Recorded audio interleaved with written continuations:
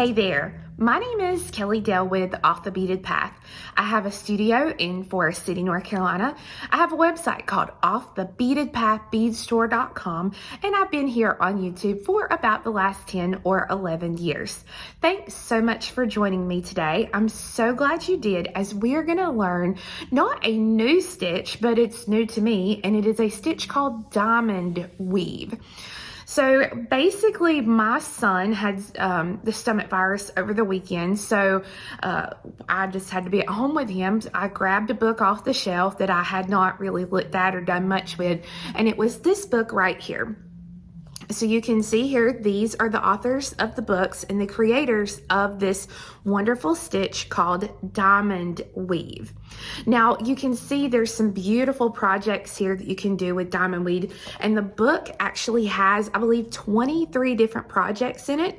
But the really cool thing about the book is that, number one, it teaches you the basic stitch, but then each stitch builds, or the stitch itself builds throughout the whole book. So you learn all of these really cool different techniques on how to use this diamond stitch.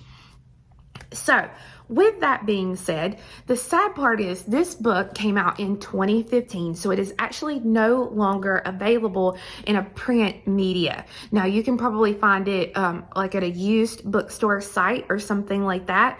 Maybe your local bookstore or bead store may have a copy of it in stock. But I'm going to link below. Kath Thomas here actually has this available on her website as a digital version so that you can download the digital version of the book. So again, it's not a physical copy anymore unless you can find one used, but I'm going to give you the direct link right below in the description box where you can get this book as a digital version. So I highly recommend this book, as it's a really neat stitch.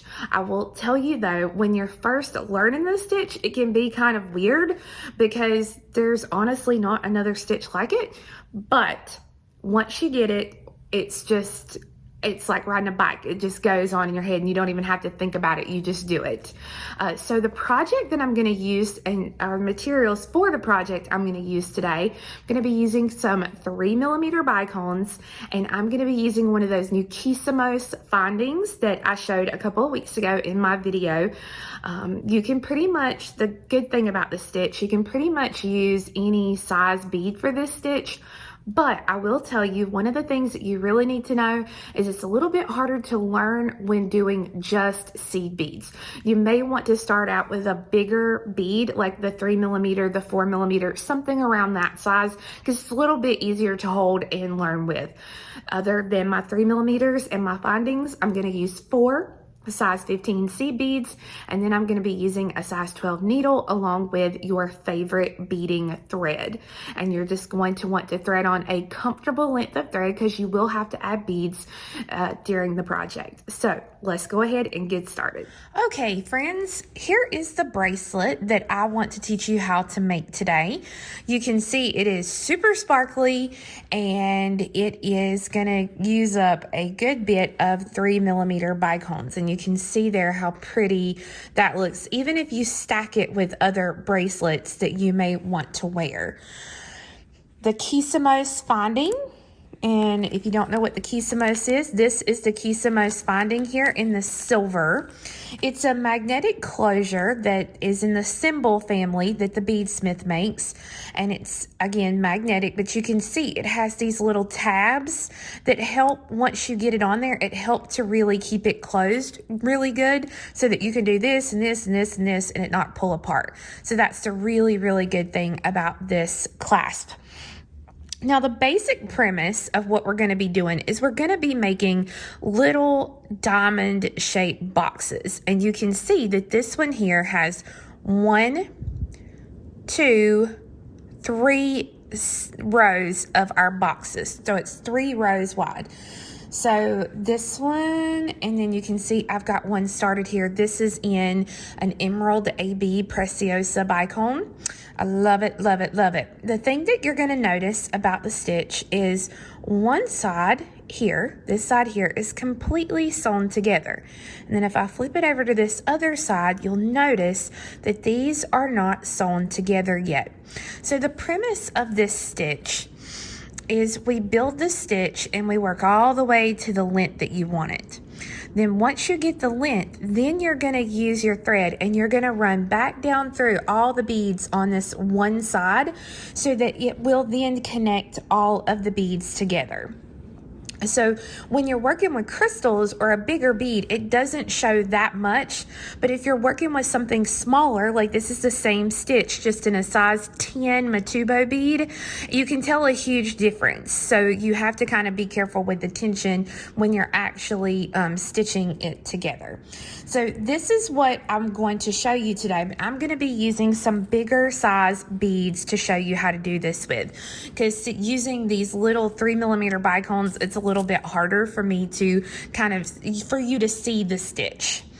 Now, the thread that I'm actually going to use today for the stitch, I'm going to be using an 8-pound fire line. You can also use a 0.006 dragon thread or your favorite beading thread. The thing you want to be careful of is I actually tried to use, on one of my samples earlier, I tried to use this blue KO thread with some blue Thunder Polish crystals, and I only got 2 rows in before the thread broke. So that's why I'm going to kind of suggest you either use a fire line or like a dragon thread, but use whatever you have and you want to play with. So the premise of the stitch is the first row we have is called a starting row. I've threaded my needle on with 2 yards of thread. Just thread on whatever you're comfortable with the most. And I'm going to thread on 4 beads. Now I'm using a 6mm bead here so you can see the stitch a lot easier.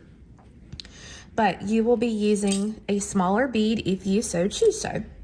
The biggest thing you want to make sure is when you stitch the stitch itself, be very wise about your thread choice, because if you leave a lot of thread, if you don't get good tension, you are going to see the thread. So you're not going to see it bad like in a smaller stitch, but if I would have used a white thread or even a gray thread to do this, you would have been able to see the thread.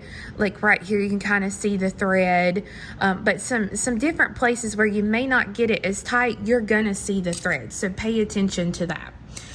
So I'm going to put these 4 beads on, and then I'm going to go back through all 4 beads again. So I'm only going to leave about a 6-inch tail here. I'm going to hold these in place and pull all 4 of these beads. Now once I go through all 4, then I'm going to continue on through 2 more beads. I'm going to go through 1 and 2. So it will look like, if you hold it like this, it will look like a little right angle weave box, but we're not working that way. Our box is going to be more like a diamond shape here. So my thread is coming out here. So I'm going to pick out 4 more beads, and I'm going to let these beads drop. I'm going to come back through this first bead again. And when you pull it, again, make sure everything is pulled tight together so that you don't see string in between. So it is not attached here, it is attached up here. So once I've gone through those 4 beads, or through the 1 bead here and made my little diamond, then I'm going to continue through the next bead.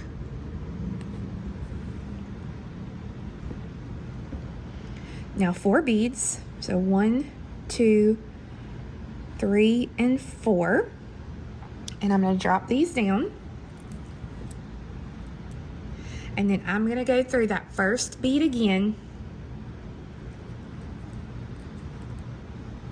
Again, I'm going to pull to make sure that everything kind of goes together. So this is what the width, a 3-row width of what this bracelet is as well. You can see it's just using a much, much bigger bead. So now that I have those 3 sets here, I'm going to do it sort of a step up, and I'm going to go through 1, 2 beads here. So I'm going to be coming out of this bead. So this is, like I said, your starting row. Now we are going to go on to what's called the building row. The building row is going to be a little bit different. I'm still going to pick up 4 beads at a time. So 1, 2, 3, and 4. But this time, instead of dropping them down and going through the 1 bead again, I'm actually going to be going through this bead and this bead. So I'm coming out here and I'm going to go through this one and this one. So my beads are going to make a little bit of an arch, and they are going to look so funky.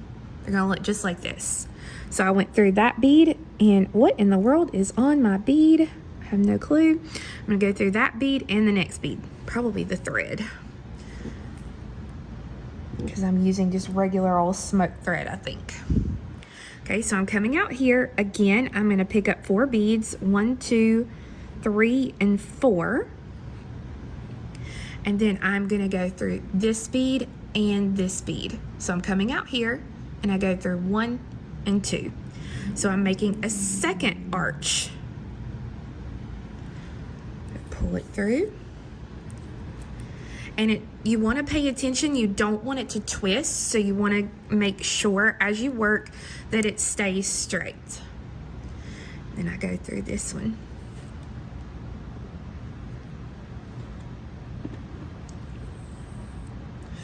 All right, so this last one is a little bit different.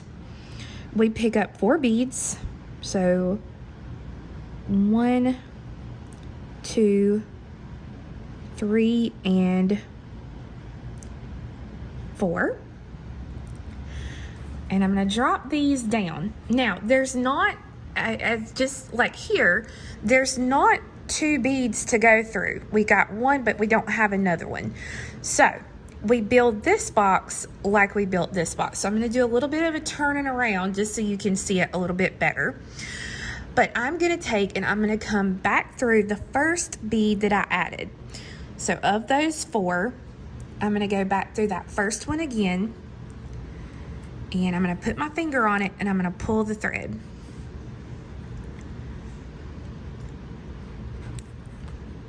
Okay. So that you have something that's going to look just like this. Now, we have an arch, and a box here. Let me zoom in a little bit so you can see it a little better. There we go. An arch, and a box. So this row is what's called the reinforcement row, or the stabilizing row. So I'm coming out here and I'm going to go through this bead, this bead, this bead, and this bead. This will stabilize these and connect all of these beads together. So I'm coming out here. So I'm going to go through this bead,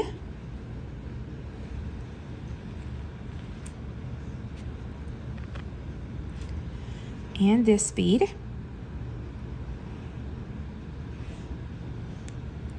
and I promise you, the first time you do this stitch, it's really strange, but then once you get the hang of it, you're like, oh, okay, and I promise you, it's not that crazy. So now I'm going to go through this bead here, if I can get it through. There we go. And then finally, I'll come through this bead.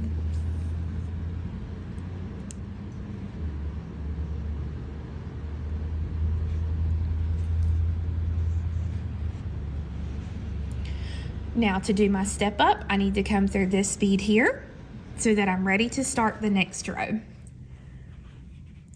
So again, here, I'm going to pick up 4 beads. So 1, let me get my 4 beads here. 1, 2, 3, and 4.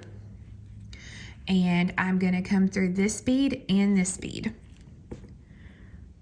So I'm on a building row again because I'm building the diamond. Okay, then I come through this one. Okay, now 4 more. So 1, 2, 3, 4. and I come through this bead and this bead. So I go through 1, and again, make sure it doesn't twist. You want it to stay, the thread to stay exactly like that. We don't want it to twist. So I go through that bead and this bead.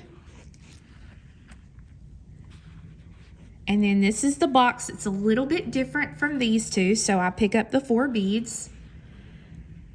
So 1, 2, 3, 4. And we drop it all the way down. I'm just going to kind of turn it here. Normally I would have this all in my hand and it would be much easier. So I'm going to turn it, and now I'm going to come through this first bead again, just the first one. Put my finger on it and pull it through.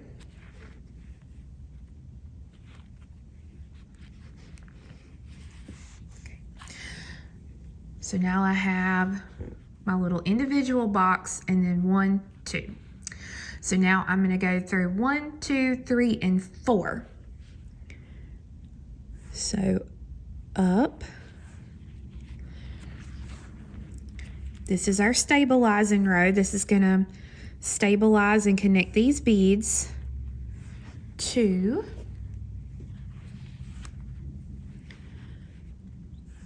3.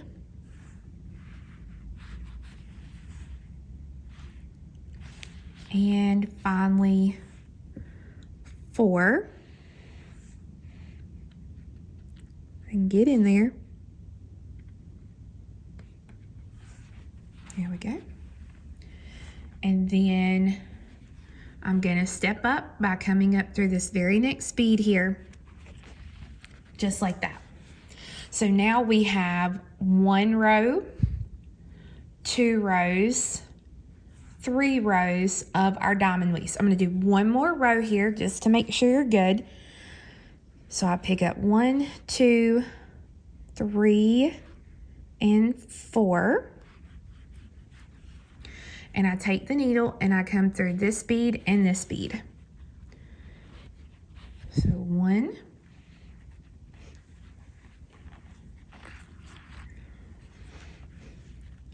And honestly, if I was, like I said, if I was not doing this for a video, I would have this in my hands and I would be working with everything kind of this way, sticking up, because it's a little bit easier to do it that way, but I want you to be able to see how it goes together. All right, then 4 more beads.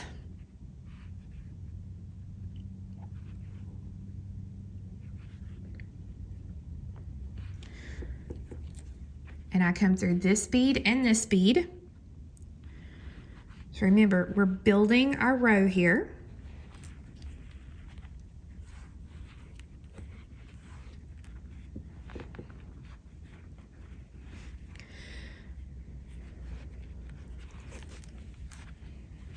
And then finally, this box here is a little different. So I pick up my 4 beads. 1, 2, 3, and 4. And I let these drop down. And I flip it around just because it's easier to do it that way. And I'm going to come back through this first bead again of those 4. And I'm going to let this pull it down here. So now I'm going through 1, 2, 3, 4 beads to connect this row together. So I go through 1, 2, 3,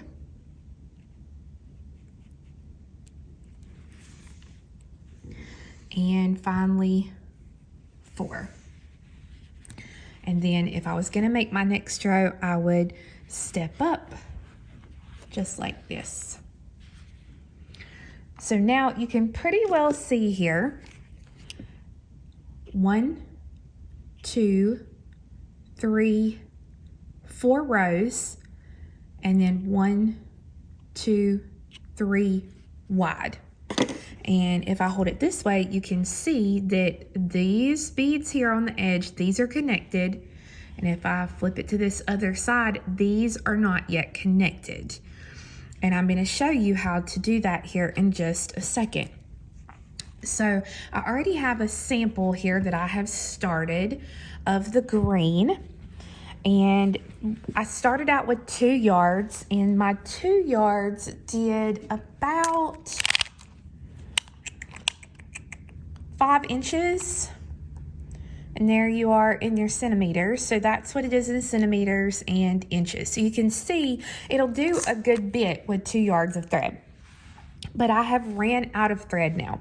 So I'm going to show you how to add thread to your project as you work. So I have taken the needle off of the working thread, and I have a new thread put on, and I've got just a little short tiny tail here.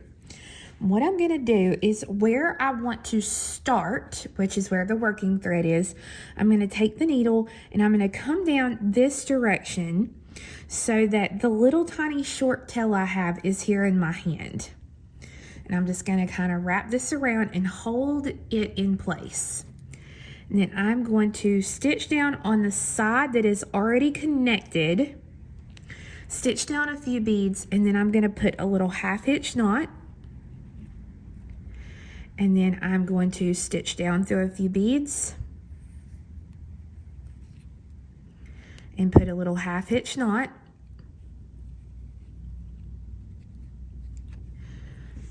All right, and my needles come unthreaded, so give me just a second here. Here we go. And then I'm going to stitch through a few more beads to anchor this new thread that I have. And then once I know it's secure and I don't have to worry about it, I can either hit it with my thread zapper or my scissors. Just be very careful that you don't get close to where your little thread was down here. We don't want to mess that up. And then I'm going to take my other thread. This was my working thread, and this is the new thread. And I'm going to thread a needle onto it. And I'm going to start taking this and weaving this down through the project. And I'm not going to necessarily tie this.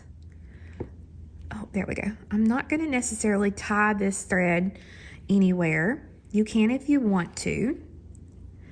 But I'm going to pretty much go through several of the diamonds in different directions. Again, go through the beads so that you don't see the thread, you know, across the bead or something like that. But I'm going to go through and anchor this thread in.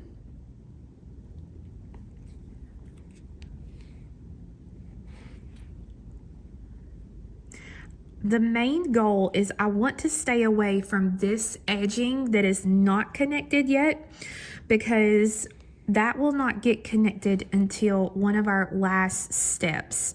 So you can see I'm just anchoring it in and I'm getting rid of the thread. So again, once I know that this thread is secure, then I can take my thread zapper or my scissors, whichever one I want, and I can get rid of that thread so that now I can continue, put my needle on this and continue until I reach the desired length of the bracelet.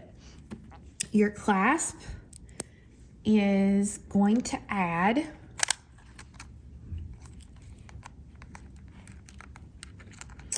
let's see, so it is about almost 3/4 of an inch. So that's how much it's going to add to your bracelet length. So just be aware of that, because your length pretty much is going to be made out of your beads. So leave 3/4 of an inch to add your clasp.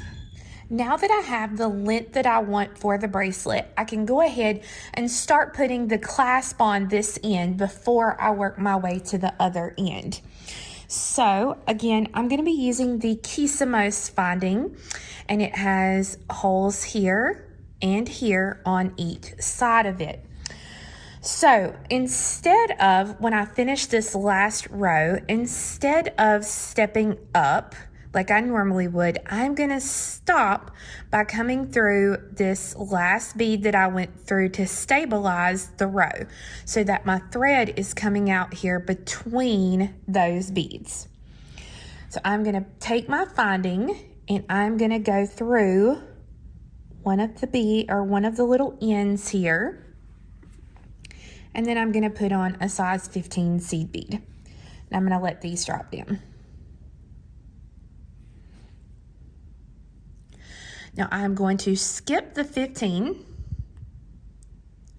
And I'm going to take my needle and I'm going to go back through the clasp. I'm going to hold it out like this so you can see. So back through the clasp and then through the bead like I'm going to do the step up. I'm going to pull this in place, just like this. Now, if you want, while you're on this side working on it, you can go ahead and take the needle and I'm going to come back around to reinforce this again. So I'm going to go through the 4 beads of that little diamond that I have. I'll come back out again at the bead there that I started with. Go through the clasp hole, the 15, and then through the clasp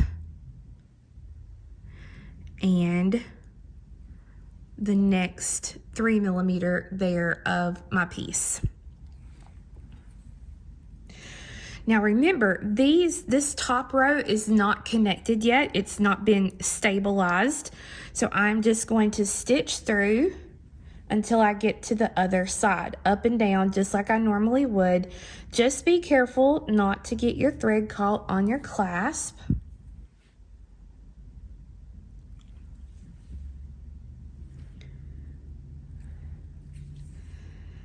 And then once I have these secured here at the top, same thing, I'm going to come out here on the side and I'm going to go through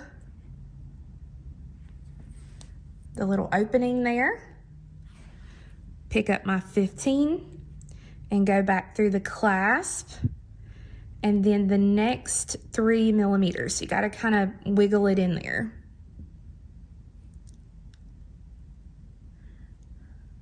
Just like that. And pull it through. And then again, I'm going to stitch around through that diamond.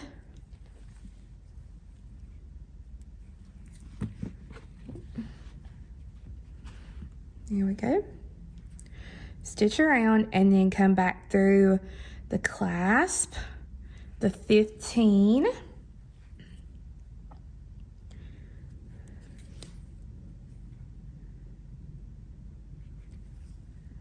And then down through the clasp again, and then through that 3 millimeter. So you may not be able to kind of get that in a straight shot. You may have to come out of the clasp first and then come through that 3 millimeter. Make sure you don't get your thread caught there on that little 15. Now, if I hold it apart like this, you see that none of those beads along the edge are attached.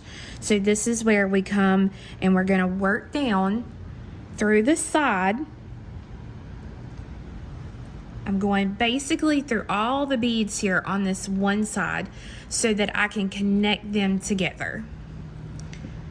So they're going at angles, so it may be easier for you to hold it to the side like this so you can kind of go up and down. The key is we just want to pull it tight enough so that it connects them, but if you start to notice that you start to get a curve, then that means you are pulling it too tightly and you need to kind of pull back on that tension a little bit because it should be even. So now you see how both sides are connected and it's looking really, really nice. So it's just an up and down, up and down.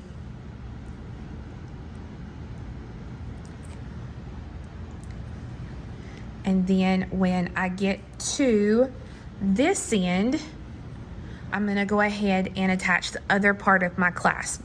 Now, before I attach that other part of my clasp, I'm going to go ahead and get rid of this tail thread just like I did if I would have added thread here where I did in the center. You can see now I've stitched all the way down this side. The piece is nice and even, and I've gotten rid of that little piece of tail thread. So I've stopped in the same spot as I did here to add this part of the clasp.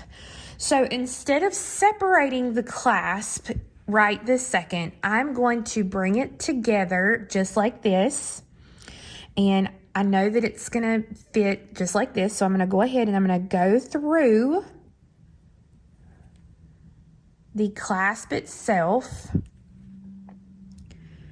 pick up a 15 and let it drop, and then skip the 15 and go through the clasp and the next 3 millimeter there.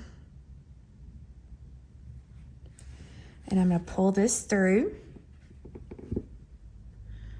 just like that. Now again, I'm going to go around the circle to come back out.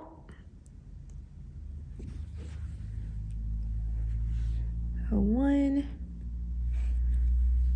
2, and 3. And then I go through the clasp and the 15 just like I normally would.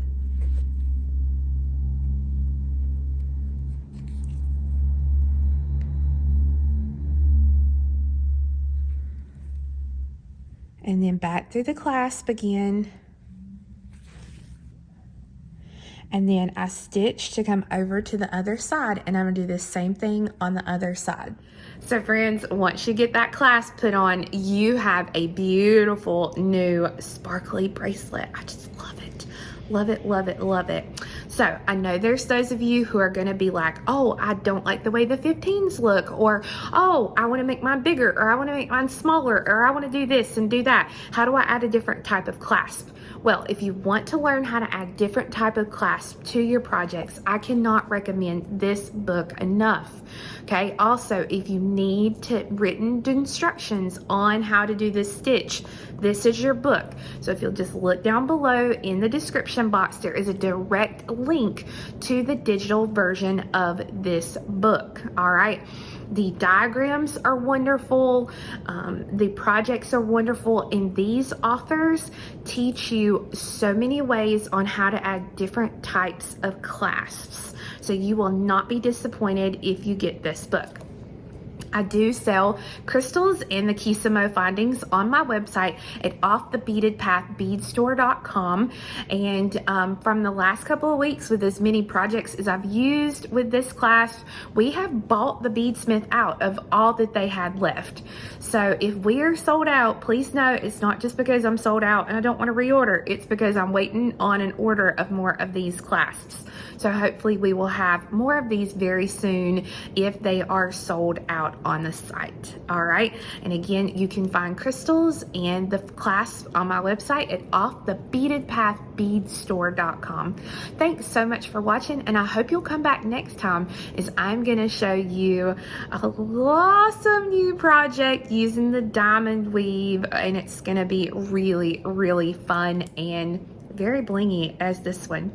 So have a great week, and we'll see you again next time. Bye-bye.